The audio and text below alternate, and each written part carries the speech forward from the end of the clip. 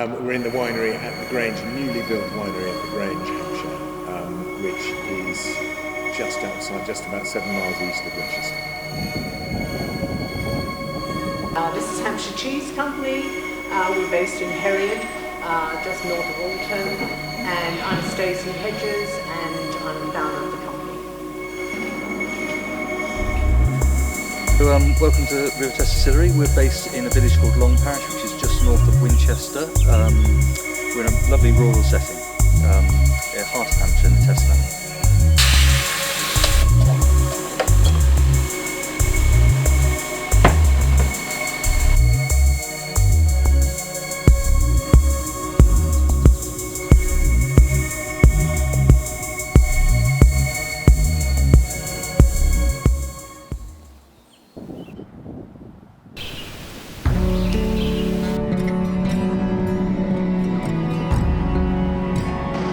We're in the winery at the Grange, a newly built winery at the Grange, Hampshire, which is just outside, just about 7 miles east of Winchester.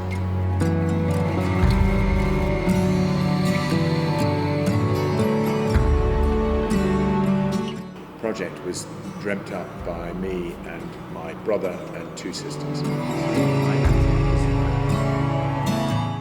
And we decided that what we wanted to do was to try and find something that tasted of this land. In 2015, we didn't have this building. We just had the vineyard, and we had our wine made at a place called Hattingley Valley, which is about 5 miles away. And they made the wine for us, sort of to our specification. About a year ago, we suddenly thought, 2 years ago, we need now to take things to the next level by having our own winery. So we built this building over the last year.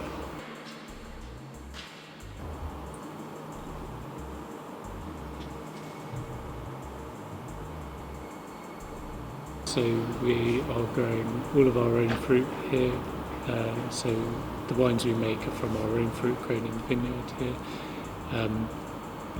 We start harvest around about October, and we pick all of the bunches by hand, all hand harvested, and then we press those bunches whole to extract juice from them, and we want that to be a very gentle process, so we're not trying to extract anything from the skins or the seeds, just the pure juice from the grapes.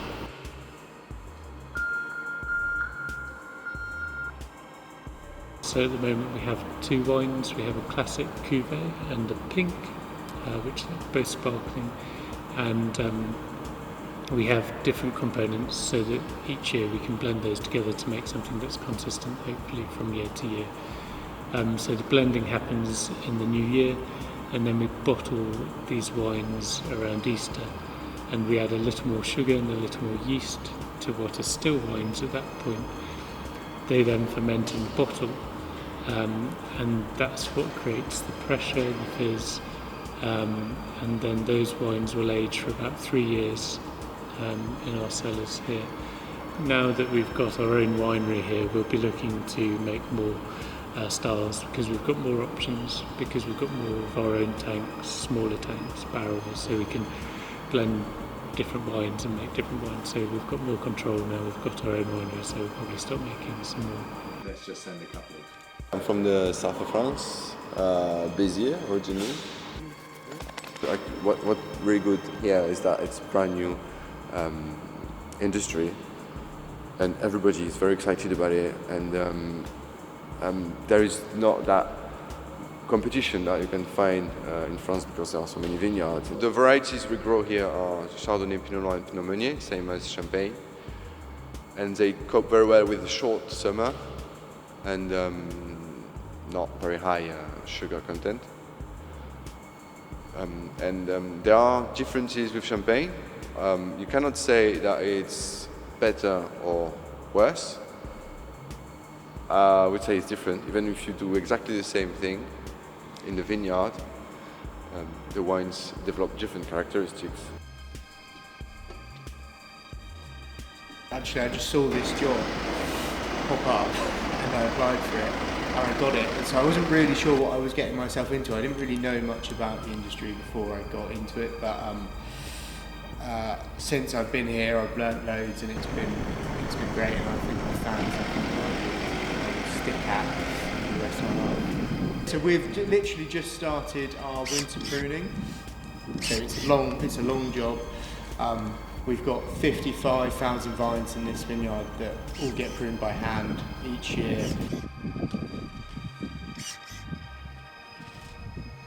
We planted in 2011 and we tasted the first wine in 2018. So it's a 7-year wait to see whether the investment in the vineyard was a good idea. Luckily it was delicious.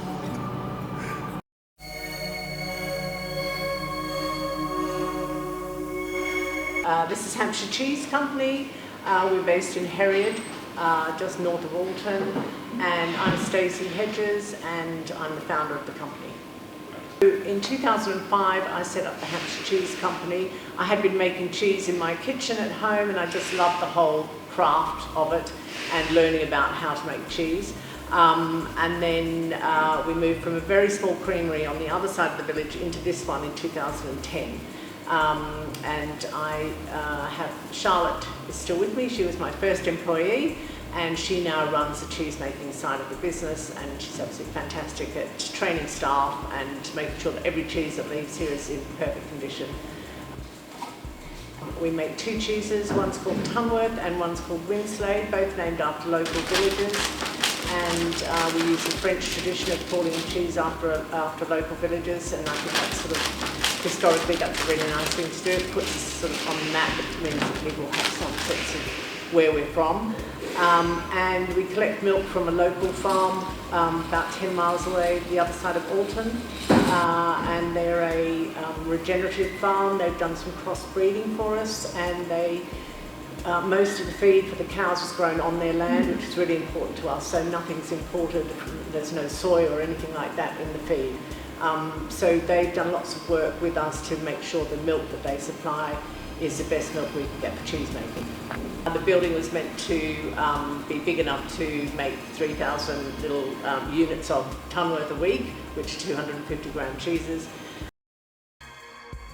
When I first decided on which product or which type of cheese to make, I thought that we're in Hampshire, there's no tradition of cheese making like cheddar or Stilton or some of the other territorials like a Cheshire cheese or a Lancashire. So I had to choose something that was not a traditional British cheese.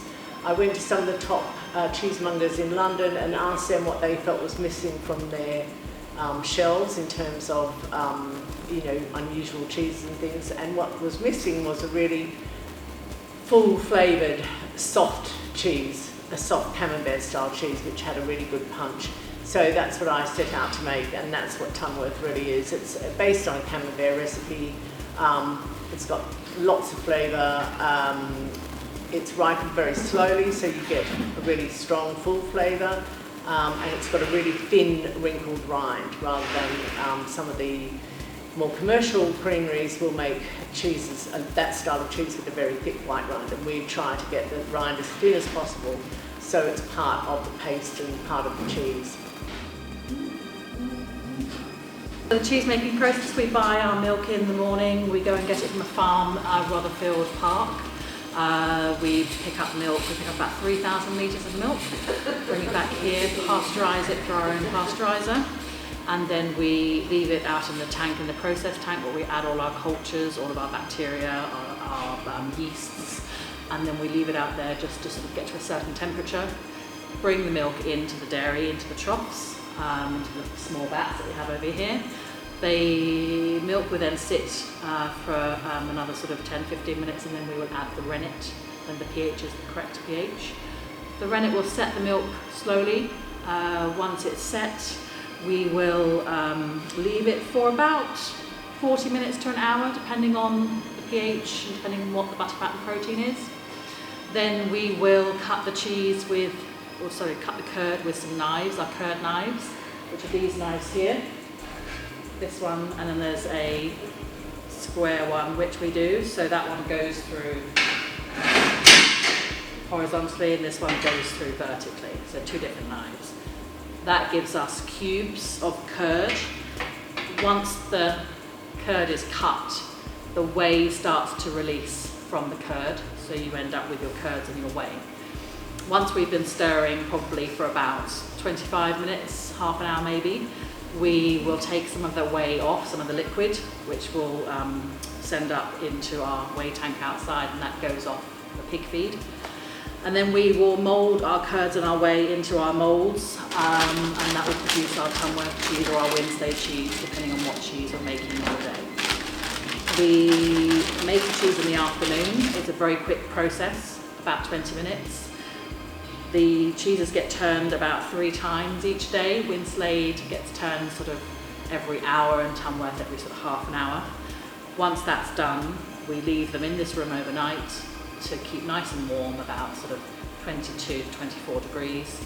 In the morning, come in, take them off of the moulds, put them into the drying room where they're salted the next day.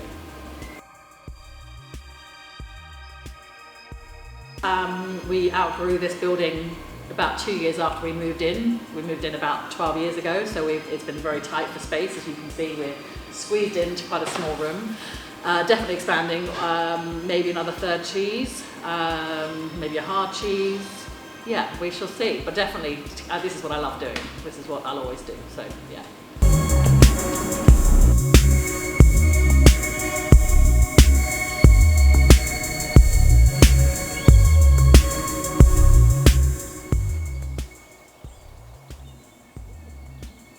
I'm Jonathan Nelson.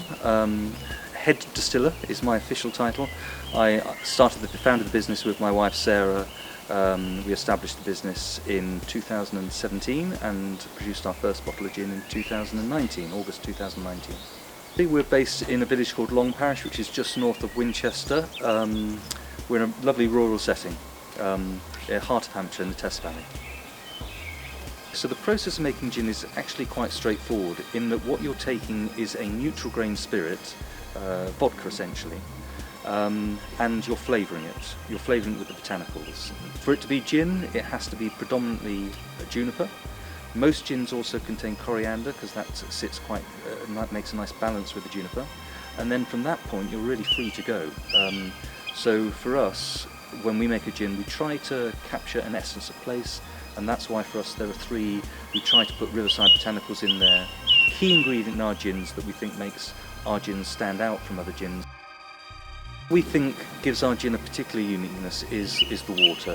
In our mind there's no question. If you talk to other distillers they might argue that water's got nothing to do with it, but if you talk to distillers in Scotland they might argue differently as well. And beer, of course, beer is often mimics the water in Stoke-on-Trent. So we think it's a really important part of our gins. All the gins are successful medal winners, they've all won at least gold somewhere, and in our London Dry Gin, which won England's Best London Dry Gin, World Gin Awards a few years ago, we think what makes our gin stand out is their smoothness. Also the blend of botanicals as well gives something to the smoothness, but for us it's the kind of trying to capture a unique sense of place is what we are after, and the water does that, and the particular blend of botanicals we use does as well. So we make 3 different gins. So the River Test London Dry, made with meadow sweet flower that we picked by the riverbank, and with our water. 43% alcohol, so quite strong but lovely and smooth, and the water makes a difference to the smoothness. So that's our London Dry, our big award winner.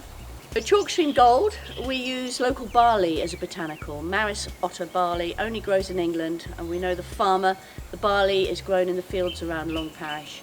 And it makes a big difference to the softness and the smoothness of the gin. Also adds a little bit of sweetness in there as well. And there's citrus, there's lemon and grapefruit as well in the Chalkstream Gold. And Sunset Citrus, this is our fantastic summery, refreshing gin made with pink grapefruit, pomelo and rosehip. The ambition really when we started was to do it. So my background and Sarah's background are not obviously gin distilling at all. We're very different backgrounds, but what we really wanted to do was add to the local rich food produce in the area, and that's remained actually the ambition. Although our gin's gone on to win big national awards, what we're really keen to do is grow organically, grow the business organically, employ other staff, and just make sure that our growth is organic and real. You know, we really like actually meeting local customers, and locally, luckily, shopping local is a thing. So we're really pleased that we get out, meet people, they give us instant feedback, and we think that's why our gins have been so popular. Really, we'd love as many people to taste it as possible, so we do have plans for growth and expansion, but we'd like that to be done in a really organic way, not growing too quickly. Because we're new to business, just growing organically helps you understand different parts of the business, not taking risks that you don't understand and don't know. And ideally we'd love to be in a position where we could build a proper distillery and bring people to see it, see what we do here locally.